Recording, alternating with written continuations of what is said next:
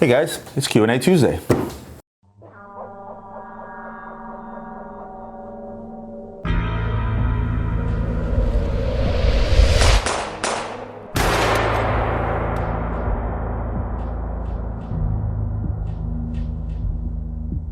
Welcome back. I think this is episode 4 of Q&A Tuesday. And again, I want to start off by thanking you guys by staying involved on these episodes. If it wasn't for you guys, this really wouldn't be possible. It's really nice to interact more or less live with my audience and answer the questions or concerns you may have in regards to the watch industry today. Cuba Cardis is asking me, such a good idea with new series, thank you. My question is, do you think Richard Mille will be a hit for only a few years and fade later, or will it last? And what is the limit of their prices rocketing? All the best. And another gentleman by the name of Valley Sechi, and I apologize if I mispronounce your name. I absolutely love your honesty. Thank you. Almost nobody admits that they buy something for status. Also, how many dealers tell you that you're going to lose a ton on a product? Regarding how you did in this episode, I think it went very well and informative as usual. Plus, you got oratorio too. Thank you once again. As a question for future episodes, the Richard Mille hype is interesting to discuss. As with everything that's fashionable and hype, there will be a time when it's just not going to be fashionable anymore. Do you think he can reinvent his brand without losing the DNA? So these two questions make me want to dedicate this Q&A session strictly to Richard Mille. It seems to be the hot topic. Now, they're the hottest and the greatest right now. They fly off the shelves. Their models are selling way over retail. Watch some of my episodes on the market updates in the previous one where I tell you about how much this stuff is trading for. A watch that already retails for $130-some thousand for just a chronograph sells $50,000 over list because you can get it, and it's the hottest thing out there. Very comparable to certain cars like Ferrari, LaFerrari. You can't just buy a LaFerrari. You have to be a Ferrari customer. You have to have owned so many Ferraris. You have to then get approved by the factory to buy it. Hence the point, if I wanted one today, I'm not a Ferrari customer. I would have to go out there and pay $1 million over a sticker just to have one.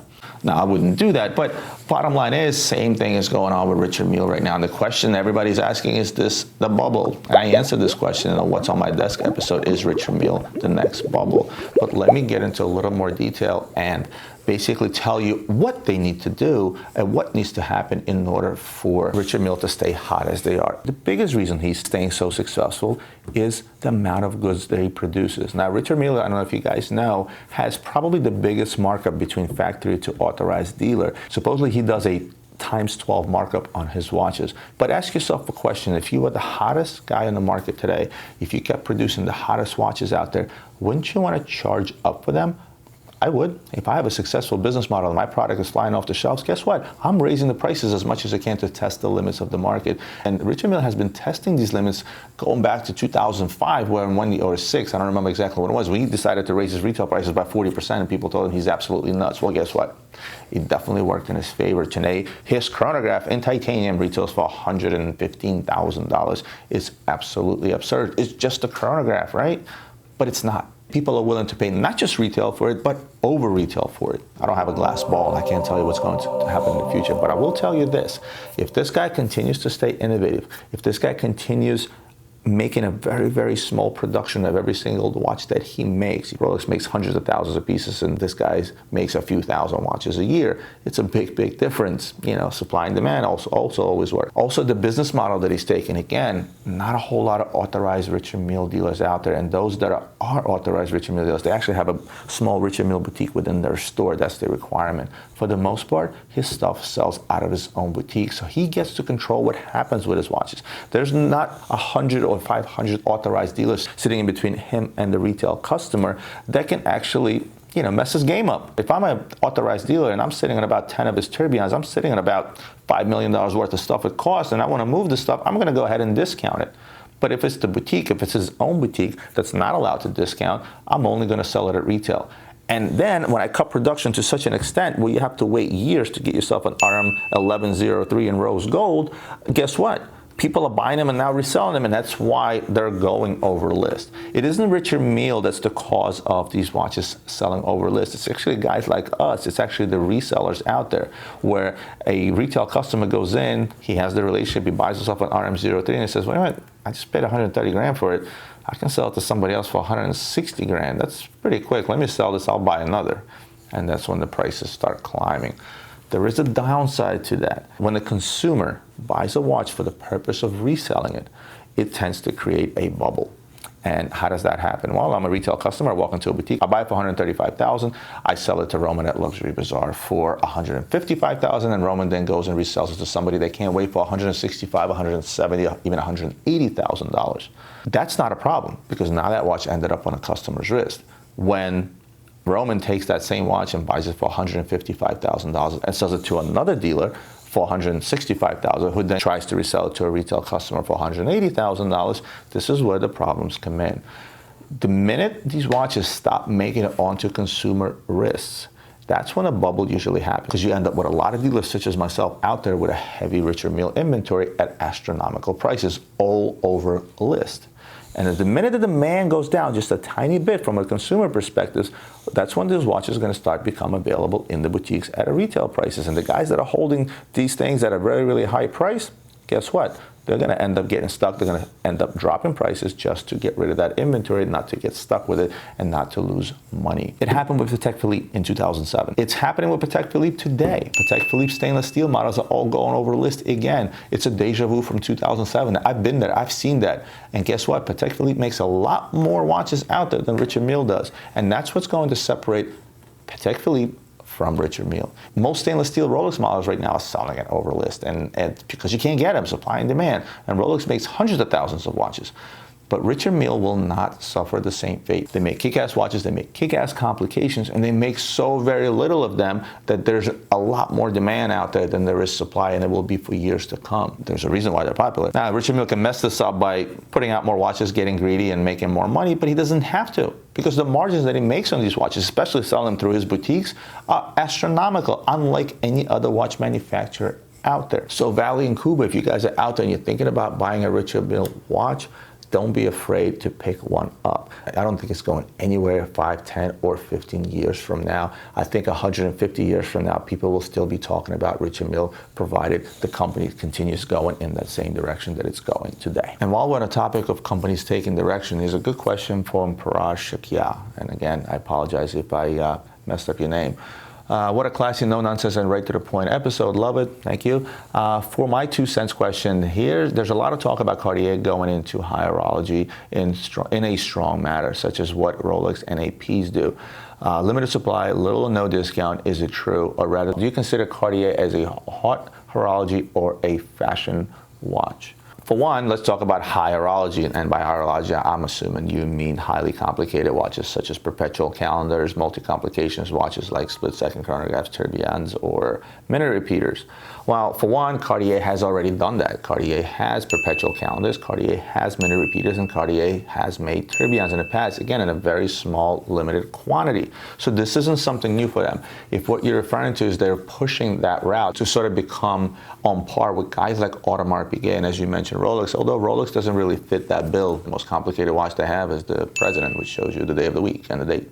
But if they're trying to get in line with AP or Richard Mille or IWC, and again, get into that high echelon, that high complication, what do I think of that? I think they're doing something that everybody and their mother is trying to do. Harry Winston, case in point, he's a jeweler, but yet he's coming out with some of the pretty complicated pieces. Graf jeweler, I'm sure you've heard of Graf. They're making complex watches. Jacob the jeweler went from making the 5-time zone watches to making some of the most complex watches out there, like the Astronomia tourbillon that he made. So is it a good move for Cartier? Absolutely it is, because Cartier has entered the watch world just the same way as they entered the jewelry. Everybody knows Cartier for their jewelry. They don't need to even market their jewelry. It sells like hotcakes, like the love bracelets and the nail bracelets and so on and so forth. Watches, like the Tank, has been around forever. It still sells like hotcakes. It's when you get into those complicated pieces, this is where they run into a problem. Probably 9 out of 10 watch guys or girls out there, if they're looking at a complication, Cartier is not going to be the first choice of brand. People that, let's say, reach for a tourbillon will usually reach for a Breguet on AP. Well, Breguet because he made the tourbillon, and AP because it's a popular brand, and have had tourbillons in their entire lineup. What do I mean by that? So Audemars Piguet has a few collections. So let's start with the Royal Oak Offshore collection. You have the Jules collection. You have the Edward Piguet collection. You have the Millenary collection, and so on. Every single one of those collections, going back as far as I can remember, has always had a plain Jane watch, date and time, all the way up to a tourbillon and a minute repeater. So they have been consistently doing those things throughout years and years and years. All of a sudden you get Cartier that, yes, they made once in a blue moon a few boutique editions that had a perpetual calendar, they had a tourbillon or a minute repeater, but have never been consistent with it. Therefore, as a watch guy, I'm going to say, well, I want to buy myself a tourbillon. I will even not think of Cartier. I will not even think of Harry Winston, who's another famous jeweler. I will not even think of Graf.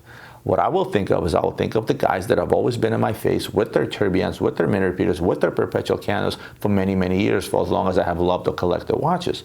So yes, it is a good idea for Cartier to do that, to try to sort of break into that market, but they're not going to be as successful as, let's say, Audemars Piguet or Richard Mille or any of some of the other brands that have stayed consistent throughout the years in keeping those watches in their lineup.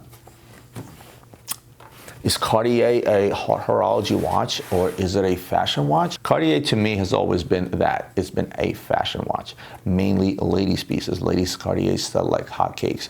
Now they have, tapped into the men's market when they introduced the Roadster, and they have been just that. Ladies treat their watches as a piece of fashion, as a piece of jewelry. If you had to pin me to the wall and say, is it horology or is it a fashion watch? I would say fashion watch.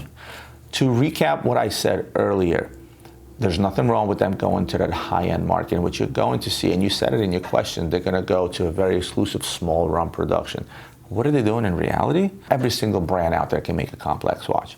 But what they're doing is they're just trying to take a chunk of the market. They see that the market is withstanding really, really high retail prices. In order to justify a really, really high retail price, yeah, you can take a Cartier tank or you can take a Ballon Bleu, you can encrust it with baguette diamonds and retail it at $300,000 and you'll sell a few of them. Or you can make a perpetual calendar or a minute repeater or a tourbillon, set that price tag on, and find that die-hard Cartier client that will go out there and spend $300,000, $400,000, $500,000 on a complicated Cartier. But those guys will be very, very few. And not just because it's Cartier, but because there's not a whole lot of guys out there that A, can afford to buy a $500,000 watch, and B, will spend a $500,000 on a watch because it may not be their thing, especially when you put a name Cartier rather than Audemars Piguet on it. Hope that makes sense. Harry Winston did the same thing with their Opus series. I think they're up to Opus 15 at this point, where they brought in some of the top watchmakers in the world and they had to make these complex pieces in a very limited run. Resale value on them, it's not all that great. There were a few that held their value well, like the Opus 5. A $500,000 watch in retail will not hold its value as well as a $5,000 Cartier Roadster just because of the affordability factor. Well, guys, I'm going to keep this episode short and sweet just to the two questions that I kind of went on babbling about. Hope they made sense to you. Please comment more questions below. I will use those questions in the next episodes to come.